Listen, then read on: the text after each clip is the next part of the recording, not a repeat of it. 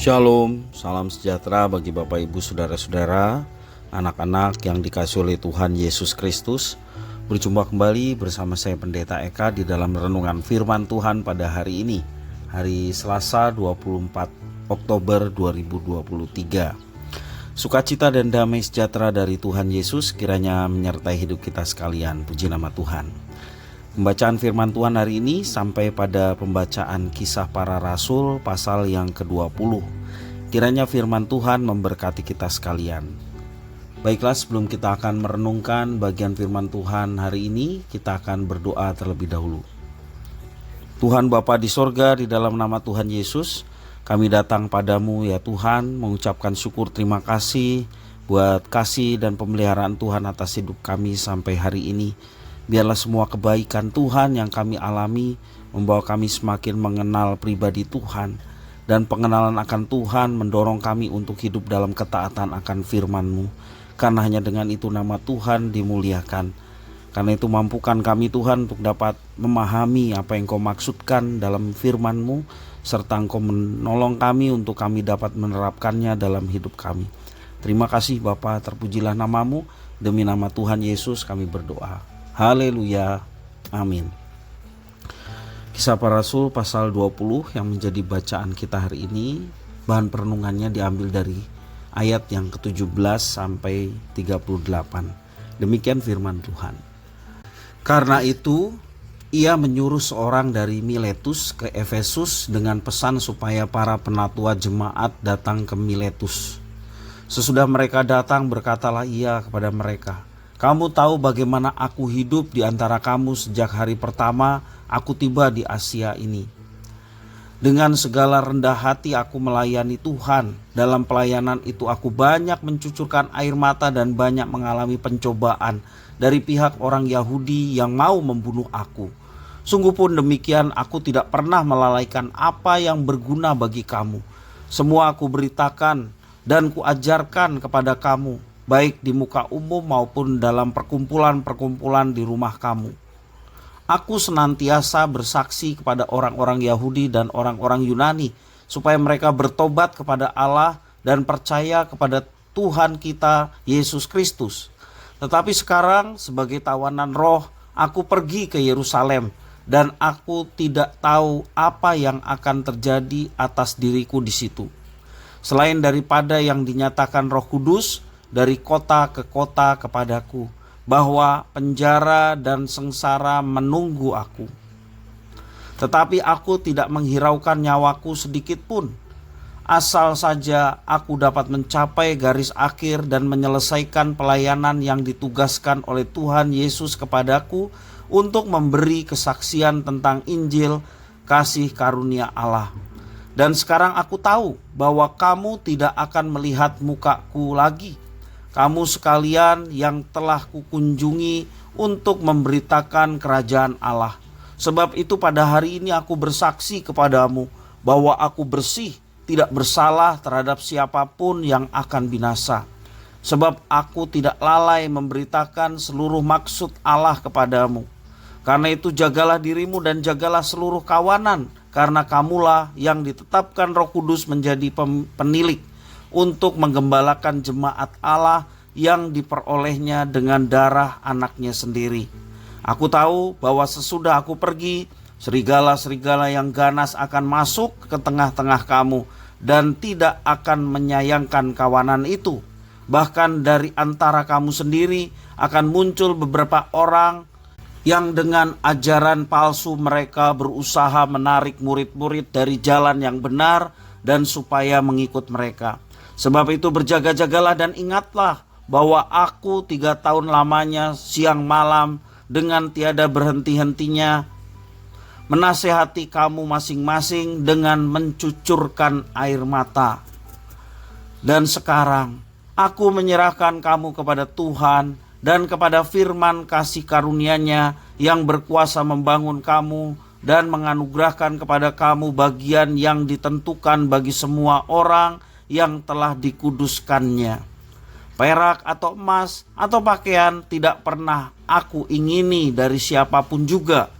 Kamu sendiri tahu bahwa dengan tanganku sendiri aku telah bekerja untuk memenuhi keperluanku dan keperluan kawan-kawan seperjalananku. Dalam segala sesuatu telah kuberikan contoh kepada kamu, bahwa dengan bekerja demikian kita harus membantu orang-orang yang lemah dan harus mengingat perkataan Tuhan Yesus, sebab ia sendiri telah mengatakan adalah lebih berbahagia memberi daripada menerima. Sesudah mengucapkan kata-kata itu, Paulus berlutut dan berdoa bersama-sama dengan mereka semua. Maka menangislah mereka semua tersedu-sedu, dan sambil memeluk Paulus, mereka berulang-ulang mencium dia. Mereka sangat berduka cita, terlebih-lebih karena ia katakan bahwa mereka tidak akan melihat mukanya lagi. Lalu mereka mengantar dia ke kapal. Itulah perpisahan antara Paulus dan penilik jemaat di Efesus. Nah, Bapak Ibu Saudara-saudara, perpisahan memang selalu mendatangkan kesedihan, namun tidak selamanya menyisakan nestapa. Ia juga bisa bersumbangsih membuat kehidupan menjadi lebih baik. Teladan dari sahabat yang berpisah bisa menjadi pemicu untuk membangun kehidupan yang lebih baik. Sahabat menjadi inspirator. Paulus menceritakan kehidupannya sebagai rasul kepada jemaat Efesus, kepada penatua atau penilik ya, yang datang ke Miletus. Ayat yang ke-18 mengatakan demikian.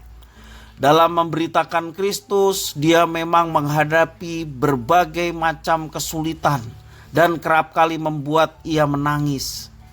Para pembencinya, seringkali dari bangsanya sendiri, orang-orang Yahudi ya, bahkan sering mengancam dan membunuhnya.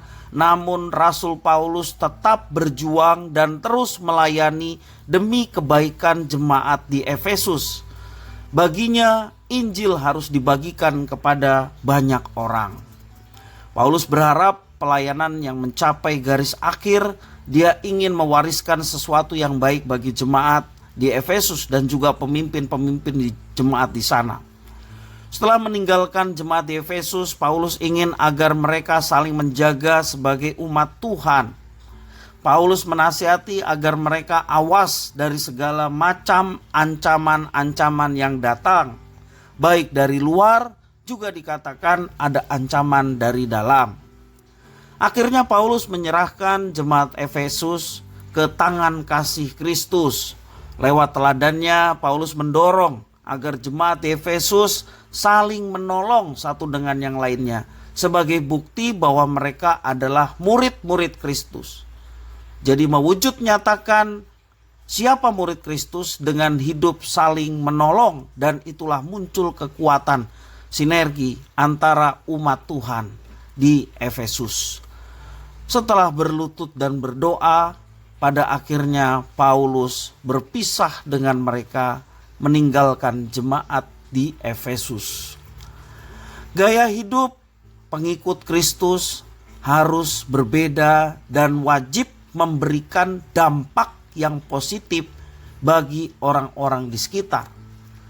Teladan Paulus sesungguhnya menginspirasi jemaat yang dilayaninya, yakni jemaat di Efesus. Dia berusaha membangun cara hidup baru kepada orang-orang percaya agar merasakan kasih karunia Kristus. Walau tidak lagi ada di tengah jemaat, tetapi keteladanan Paulus masih tinggal bersama dengan mereka. Begitulah Paulus meninggalkan mereka dalam sukacita. Walaupun perpisahan mendatangkan duka cita, tetapi teladan, legasi, yakni warisan iman dan menjalani kehidupan untuk Kristus, itu adalah warisan yang mendatangkan sukacita bagi jemaat di Efesus. Bapak Ibu Saudara-saudara yang dikasihi Tuhan, sebagai orang percaya, kita harus berdampak bagi kehidupan. Jika pergi dari satu tempat, kita harus memastikan bahwa keadaannya kelak akan lebih maju. Ada satu integritas di dalam diri orang percaya. Mereka yang percaya kepada Tuhan Yesus memiliki satu komitmen, di dalam kehidupan melaksanakan apa yang diperintahkan Kristus. Karena percaya diwujudkan dengan ketaatan. Percaya tanpa ketaatan sesungguhnya bukanlah kepercayaan. Kepercayaan kepada Kristus diwujud nyatakan dengan iman tindakan yang menunjukkan bahwa kita percaya kepada Tuhan Yesus. Maka apa yang kita lakukan sungguh menjadi kemuliaan bagi Tuhan, dan itu menjadi warisan yang berharga, keteladanan bagi orang-orang yang ada di sekitar kita. Kita senantiasa berdoa agar Tuhan memberikan kemampuan kepada kita supaya kehidupan kita berdampak baik bagi orang lain yang ada di sekitar kita. Kiranya firman Tuhan memberkati kita. Mari kita berdoa. Tuhan Bapa di sorga, di dalam Yesus, ajarkan kami dan tolonglah kami untuk kehidupan kami mencerminkan Kristus yang kami imani, sehingga hidup kami boleh berdampak baik bagi orang-orang yang ada di sekitar kami, dan biarlah Tuhan memampukan untuk kami melaksanakannya. Demi nama Yesus Kristus kami berdoa. Haleluya. Amin.